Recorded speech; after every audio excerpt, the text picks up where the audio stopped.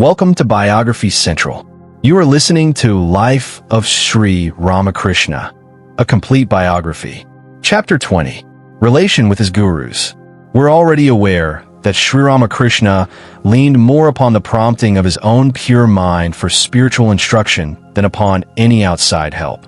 A great scholar writing on this point has said, Ramakrishna, having attained by his own internal effort the central illumination, accepted several teachers in the different paths of yoga, but always showed in the manner and the swiftness of his realization that this acceptance was a concession to the general rule by which effective knowledge must be received as by a disciple from a guru.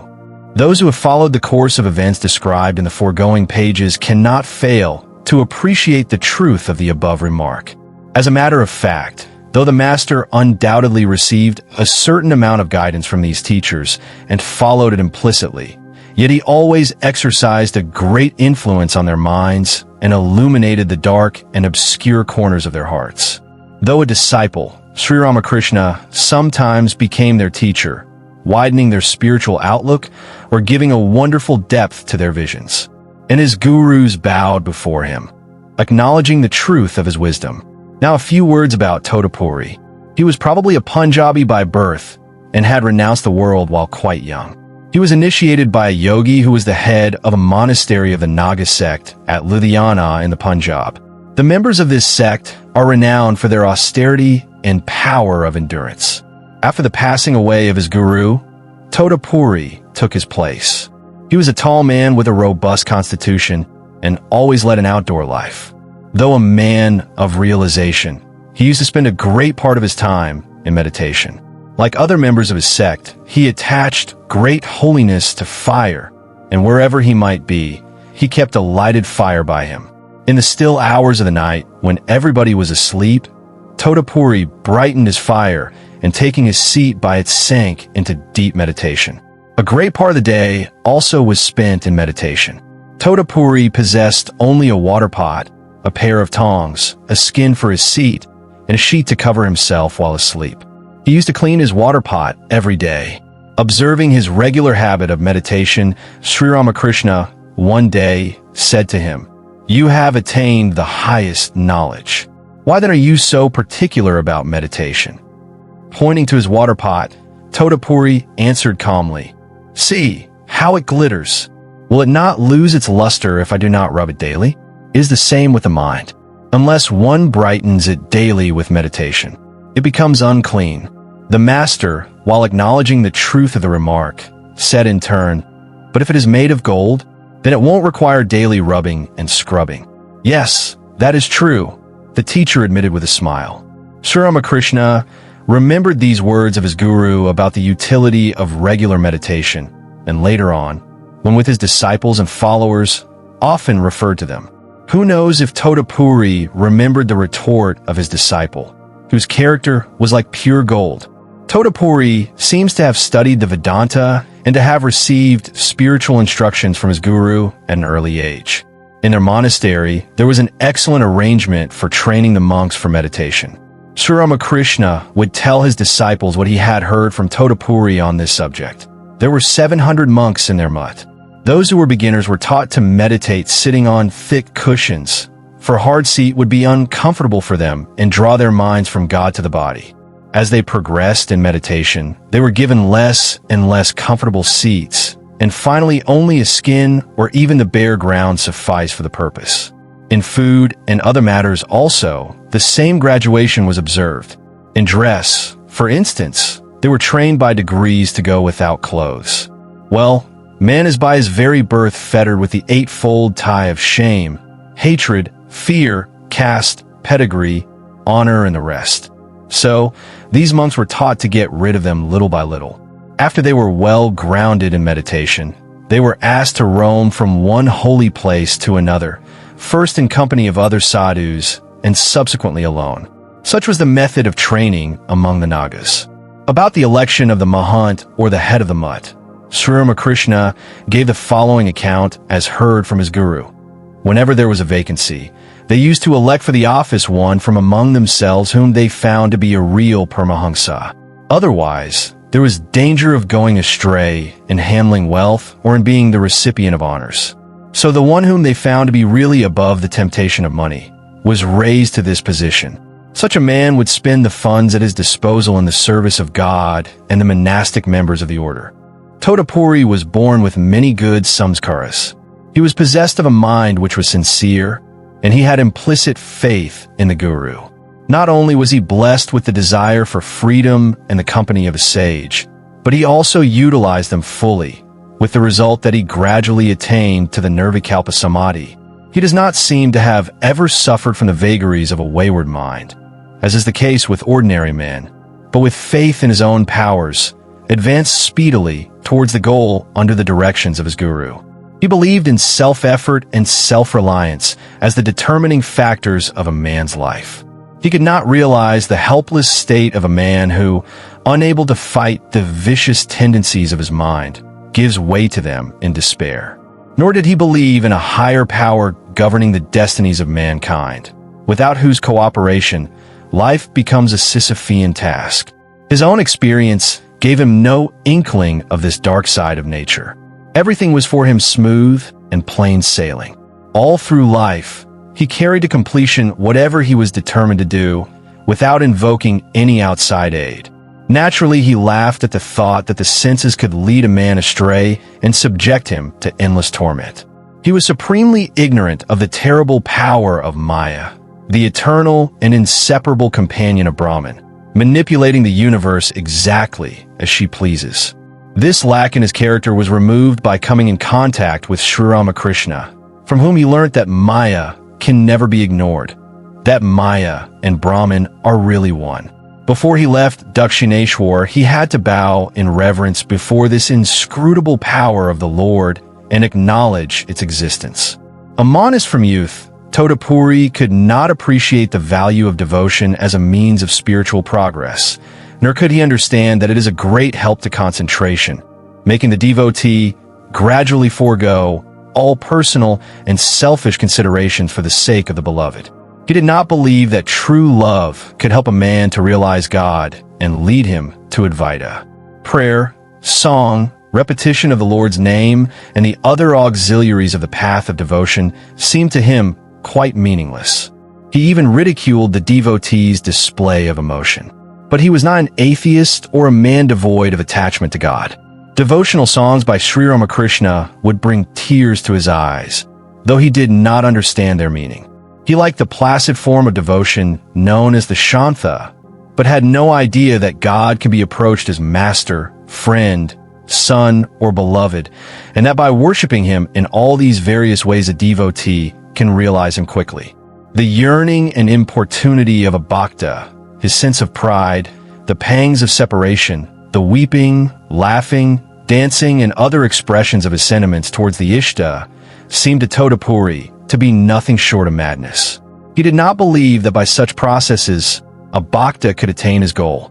This often formed a lively topic of discussion between Totapuri and his gifted disciple. From his youth, Sri Ramakrishna used to utter at daybreak and at dusk the various names of God accompanied by the clapping of hands and sometimes ecstatic dancing.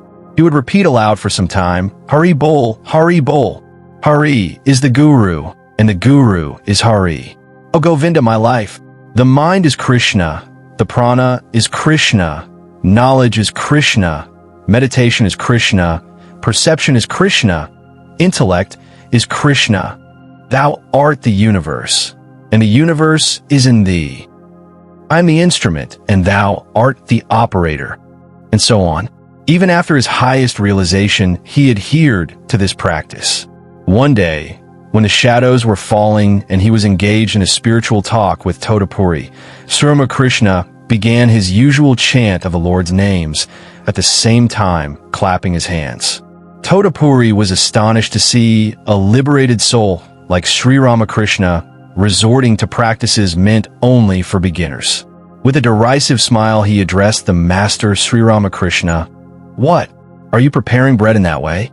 Sri Ramakrishna laughed and said, Nonsense. I am taking the name of God, and you compare it to the making of bread. Shame. Totapuri smiled at the reply, and thinking that there must be some meaning behind this act, did not protest further. Another evening, Sri Ramakrishna was seated with his guru near his sacred fire.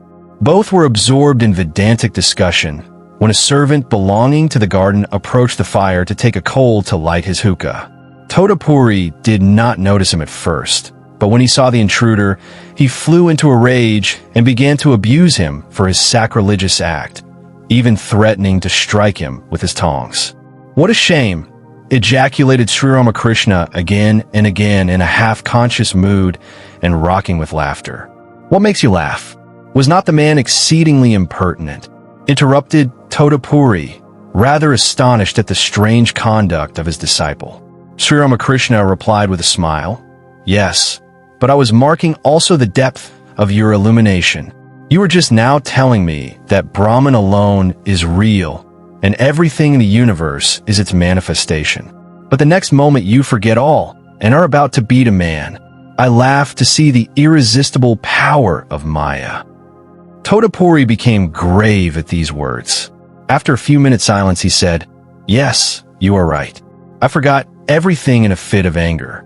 Passion is indeed a dangerous enemy. I shall never give way to anger again." And he kept his word.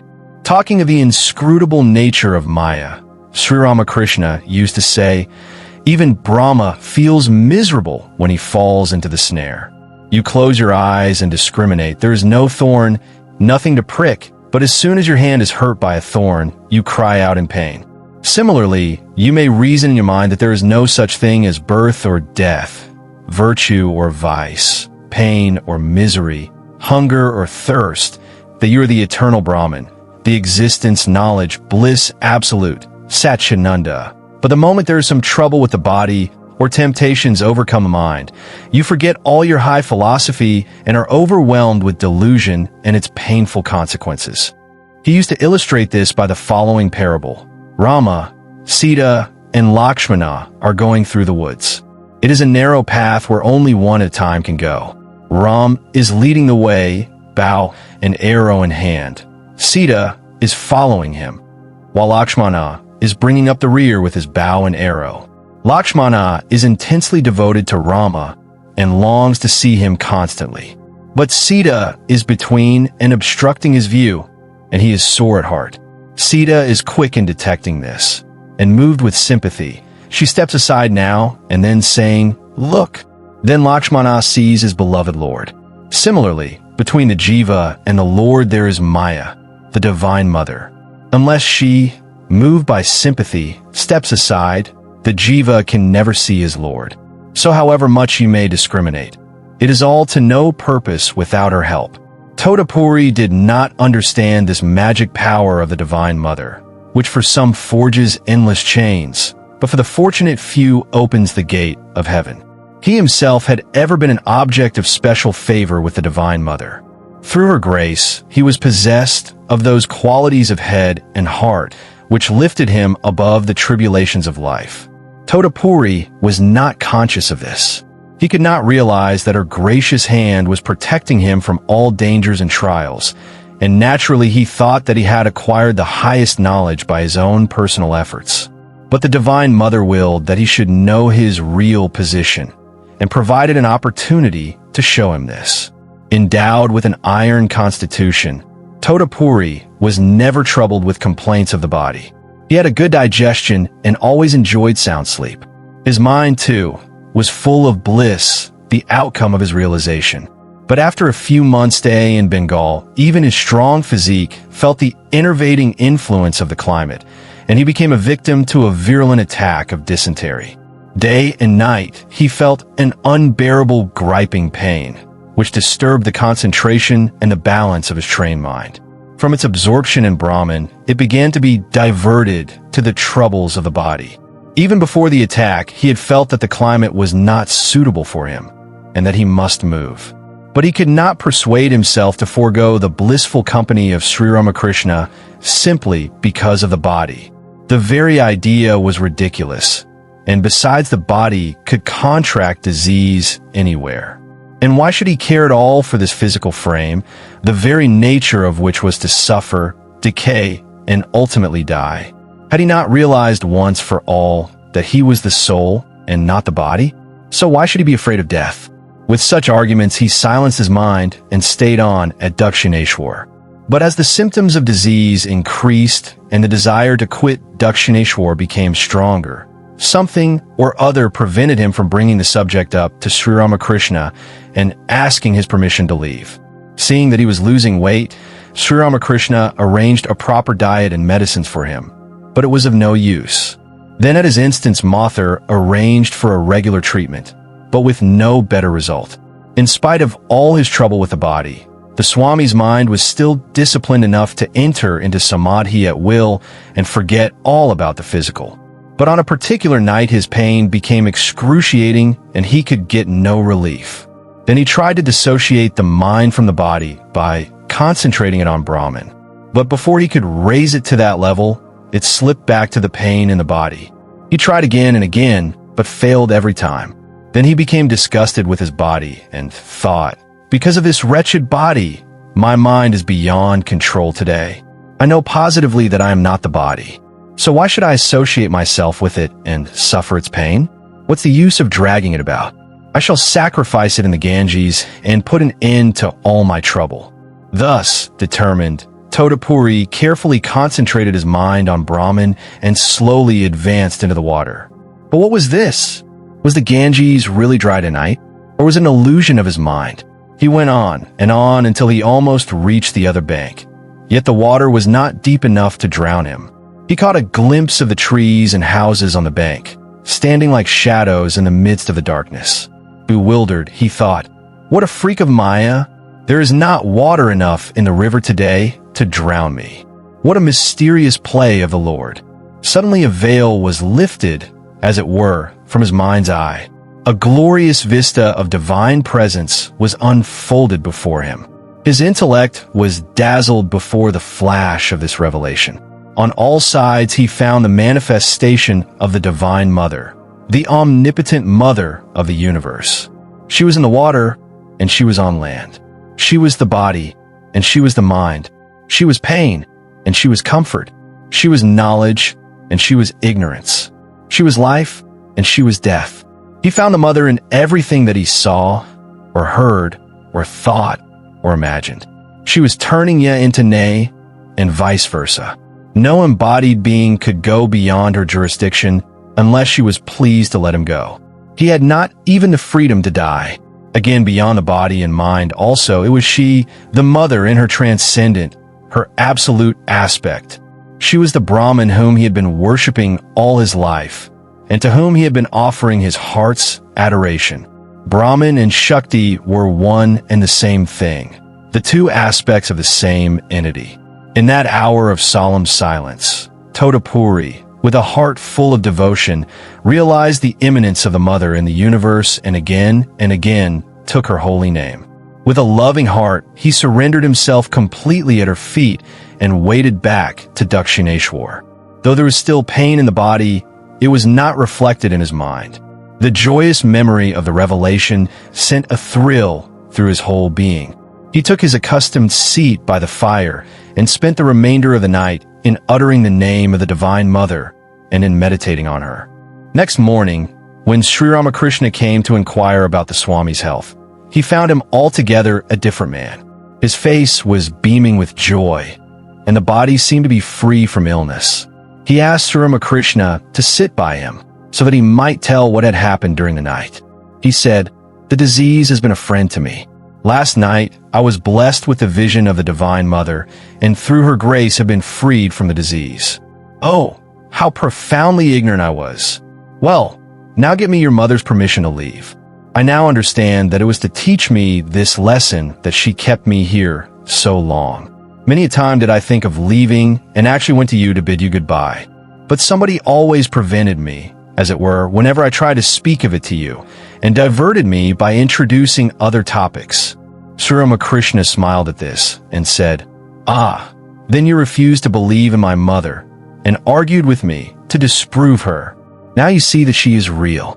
She taught me long ago that Brahman and Shakti are inseparable, like fire and its burning property." The music from the concert room was pouring forth its charming strains when the two saints left their seats to go to the temple of the Divine Mother. Both felt, as they prostrated themselves before the mother, that she gave her willing assent to the departure. A few days after, Totapuri took leave of Sri Ramakrishna and bade adieu to Dakshineshwar. The lesson which Totapuri learnt at Dakshineshwar may be summed up in Sri Ramakrishna's words. When a supreme being is thought of as inactive, not creating, sustaining, or destroying, I call him Brahman or Purusha, the impersonal God. When I think of him as active, creating, sustaining, and destroying, I call him Shakti or Maya or Prakriti or the personal God. But really the distinction between Brahman and Shakti, or impersonal God and personal God, is a distinction without a difference. The impersonal and the personal are one and the same, being even as milk and its whiteness. You cannot conceive the milk without the whiteness. They are one like a gem and its luster. They are one like a snake and its zigzag movement. When you think of a snake, you automatically think of its zigzag motion also. Similar is the relation between Brahman and the Divine Mother. The Bhairavi Brahmani, Sri Ramakrishna's guide in the Tantrika mode of worship, was present at Dakshineshwar when the master was initiated into sannyasa. A devotee and follower of the dualistic form of worship, she could not appreciate the Advaita philosophy and its non-dualistic ideas, nor did she like the close intimacy of Sri Ramakrishna with Totapuri, and even said to him, "Don't be so intimate with that monk. His method is dry intellectualism.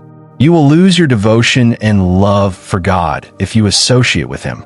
Needless to say that the master paid no heed to these words and pursued his own course. After Totapuri left Dakshineshwar, the master was determined to remain in a state of absolute identity with Brahman far above all subjective and objective experiences. He directed his activities accordingly. Words cannot describe the state of his mind at this period. He was not conscious of his body and its requirements. In that state, he lost all consciousness of I and mine, or thou and thine. In fact, the very distinction between subject and object. There was neither one nor many. Both were engulfed in the crowning realization of the Absolute. He passed beyond the realm of relativity. To him, there was neither bondage nor striving for freedom. He lived and moved and had his being in the glory of the ultimate truth. The urgings of the mind and senses were completely at rest. He remained in a state of peace and bliss unspeakable, ineffable, a condition of supreme ecstasy in which there was no personality and divinity alone remained. It was an infinite stillness in which self communed with self.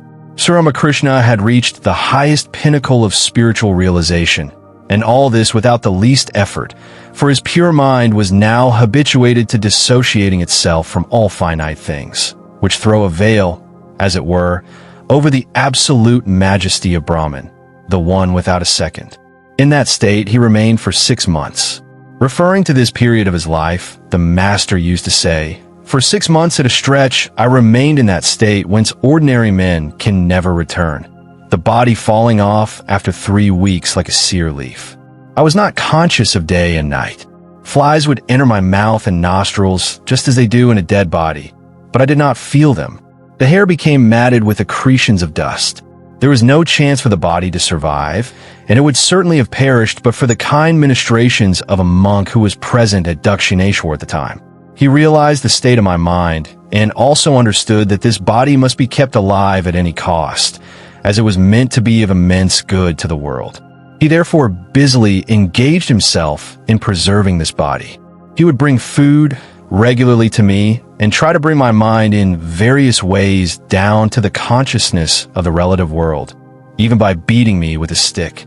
As soon as he found me to be a little conscious, he would press some food into my mouth, only a bit of which reached the stomach, and there were days in which all his efforts would be in vain. 6 months passed in this way. At last, I received the mother's command, remain on the threshold of relative consciousness for the sake of humanity. Then I was laid up with a terrible attack of dysentery. An excruciating pain in the stomach tortured me day and night. It went on for 6 months. Thus, only did the mind gradually come down to a lower level and the consciousness of the body. I became a normal man. But before that, at the slightest opportunity, the mind would take a transcendental flight and merge in the Nirvikalpa Samadhi. About this time, an incident happened in the family of Mathur, which further strengthened his faith in Sri Ramakrishna. Jagdamba Dasi, Mathur's wife, contracted dysentery, and the physicians declared her case to be hopeless. Mathur was greatly upset by this impending calamity. He hastened to Dakshineshwar to seek the master's counsel and aid. Sri Ramakrishna made him sit by his side and tenderly inquired into the cause of his grief. Mathur said with a sob, "Not only am I threatened with a terrible personal loss, but if the management of the estate passes into other hands, I shall be unable to continue my services to you." Sri Ramakrishna was touched to the quick at his sore plight and said in an ecstatic mood, "Don't be afraid. Your wife will recover." These words reassured Mathur, and he returned home. To his great relief, he found that the disease had suddenly taken a turn for the better, and the crisis was past.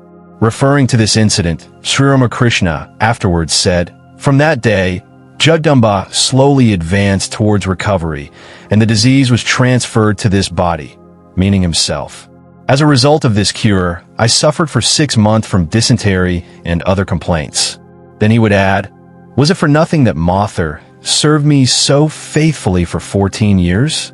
He could do so only because the mother had shown him various miracles through this body. Because of this, and perhaps also on account of his supreme disregard of the body, during his 6 months absorption in the Nirvikalpa Samadhi, he fell a victim to dysentery. Mathur engaged Kaviraj Ganga Prasad Sain for his treatment. Hriday was in constant attendance upon him. But in spite of the disease, his mind was always full of peace and bliss. At the slightest suggestion, it would forget the body and everything about the world and reach a transcendental plane where only the Atman remained. So he must have felt very little of his physical pain, which, however, often dragged him to the sense plane. Dakshineshwar had at this time an influx of various Vedantist monks, with whom he used to discuss the highest philosophy. Needless to say, it would have been impossible for him to take part in these discussions had he been overwhelmed by the disease like an ordinary person. After 6 months, Sri Ramakrishna gradually recovered. His mind acquired the power to accommodate itself to the plane of relativity as well as to that of transcendentalism. As a result of the Advaita realization, it had acquired a wonderful breadth, accepting all forms of religion as so many ways of reaching perfection. An instance of this we find in his practice of the Mohammedan faith soon after his recovery from the dysentery.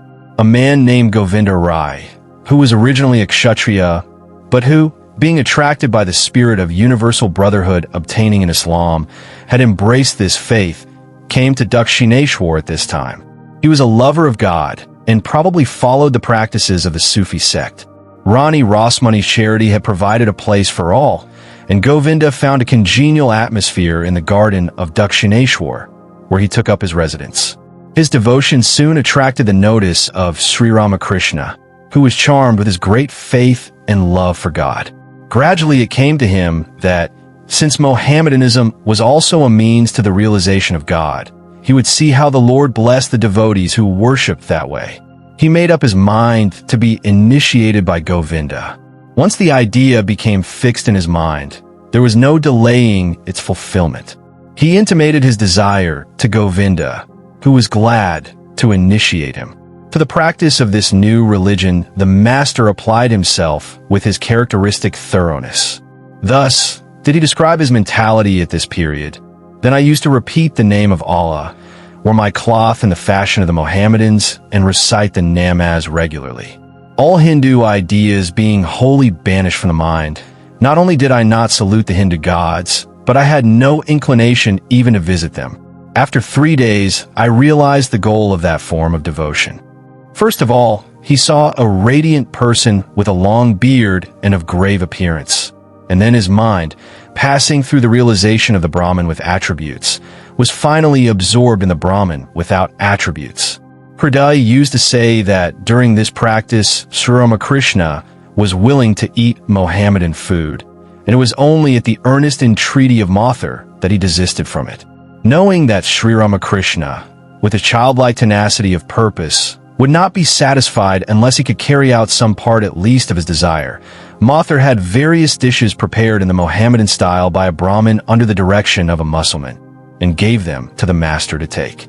During the practice of Islam, he never stepped into the precincts of the temple, and lived in Mathur's quarters, which were outside the temple compound. Sri Ramakrishna's realization in the Mohammedan form of practice appears to be fraught with far-reaching consequences for India. That he practiced it after attaining perfection in the Advaita makes it clear that only through this, the underlying basis of all faiths, can the Hindus and Mohammedans be united with each other.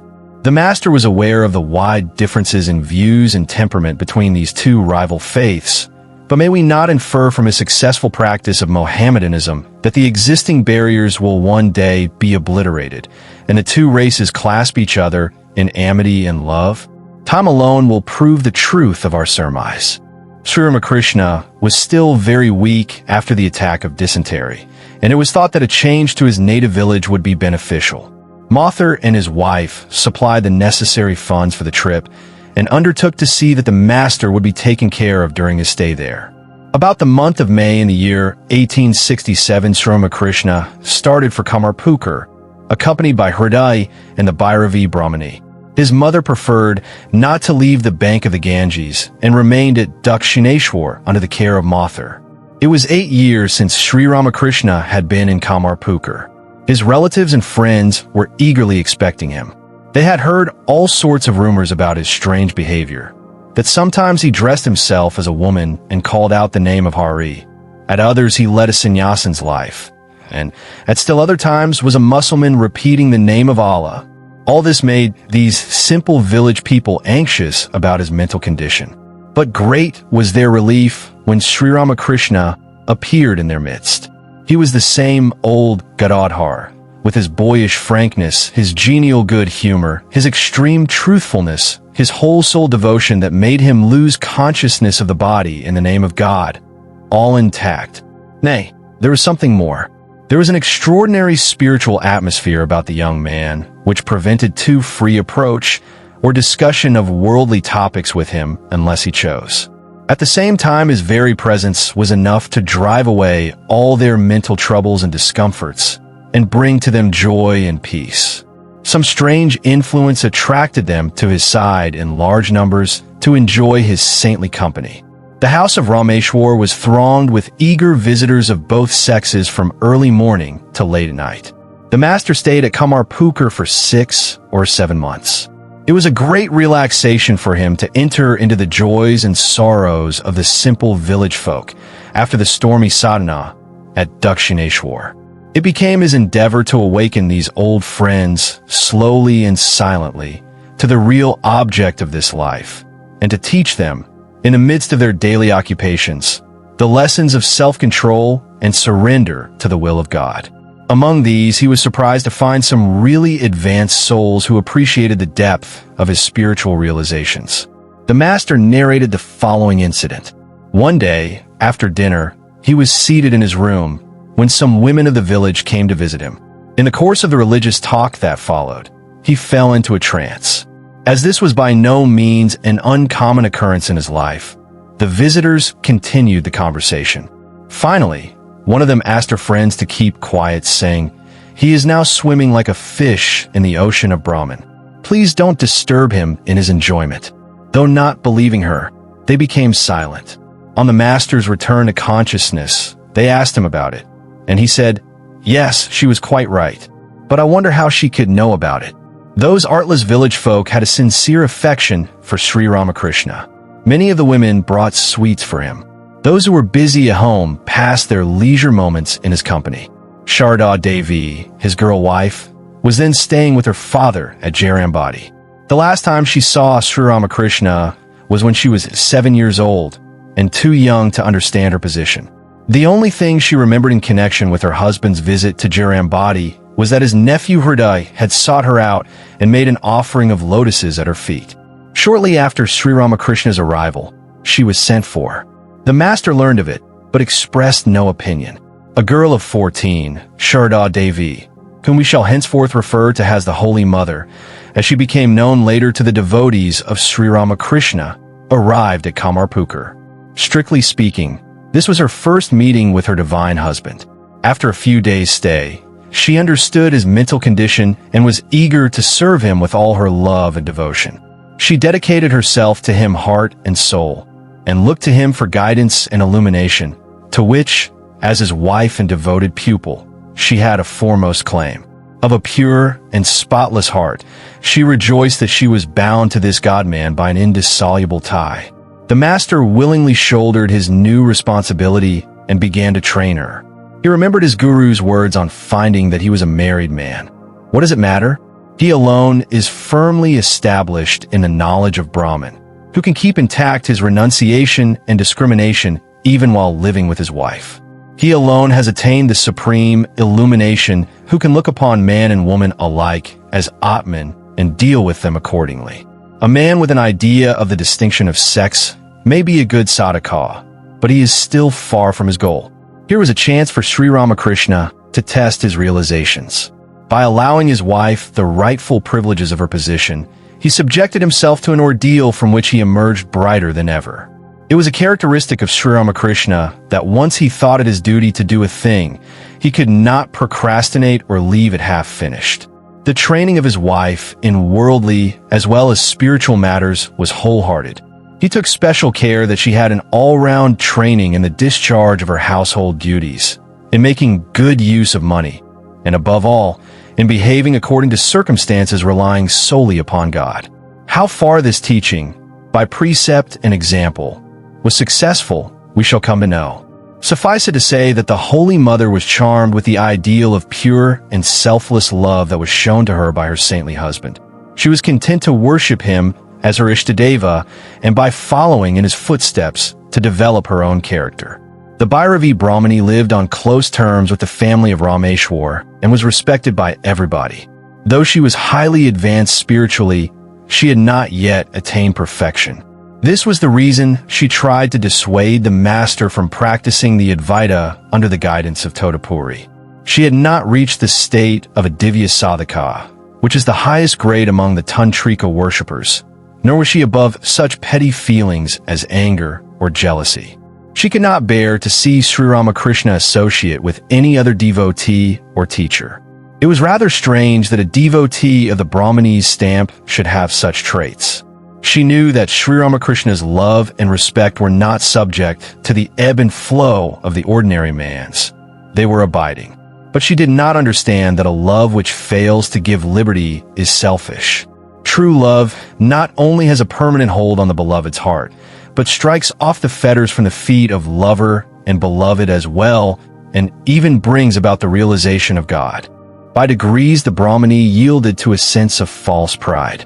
As the spiritual teacher of Sri Ramakrishna, she came to consider herself a supremely important personage whom everybody must obey or be accursed. She did not take kindly to the idea of Sri Ramakrishna's doing his duty by his wife. Perhaps she feared this would endanger his celibate life. But the master would not listen to her remonstrances. This not only mortified her, but inflamed her egoism, in consequence of which she disregarded him for some time. If anyone, after discussing a spiritual topic in her presence, wished to refer to Sri Ramakrishna, she would declare in a passion, "Why should you speak to him on the matter? Wasn't it I who opened his eyes?" She grew very peevish, and with or without provocation rebuked the ladies of the house. Sri Ramakrishna remained unruffled and revered her as much as ever. Under his instructions, the Holy Mother looked upon her as her own mother-in-law, served her with great love and respect, and meekly submitted to her in everything. Excessive pride clouds our vision and makes us commit mistakes at every step. The Brahmani, despite her attainments, could not control herself. One day, she picked a quarrel with Hriday over nothing, and the matter could only be settled through the intervention of some of the master's relatives. The Brahmani at first was greatly humiliated, but on reflection, she perceived her mistakes and hung her head in shame. She saw not only that it was inadvisable to remain longer in this family, but that her attachment to the master was a golden chain which she must snap. In her changed attitude towards him, she realized that she alone was to blame, and her remorse was keen. A few days after this, she approached Sri Ramakrishna with sandal paste and garlands of flowers which she had taken great pains to prepare, and with these adorned him as an incarnation of Sri Gauranga. She implored his forgiveness and bade farewell to Kamarpukar. She had lived 6 years with Sri Ramakrishna. The lesson she derived from her contact with him was not to be forgotten. Through it she attained a higher plane, and her remaining days were spent in a more vigorous search for truth. While in Kamarpukar, Sri Ramakrishna now and then paid visits to Sihor, the native place of Hridai. Hridai invited well-known Vaishnava devotees to meet and hold religious discourses with the master. His mother, Emangini Devi, revered Sri Ramakrishna as her chosen deity and regularly worshipped his feet with flowers. One day, she prayed for the boon of dying in the sacred city of Benares.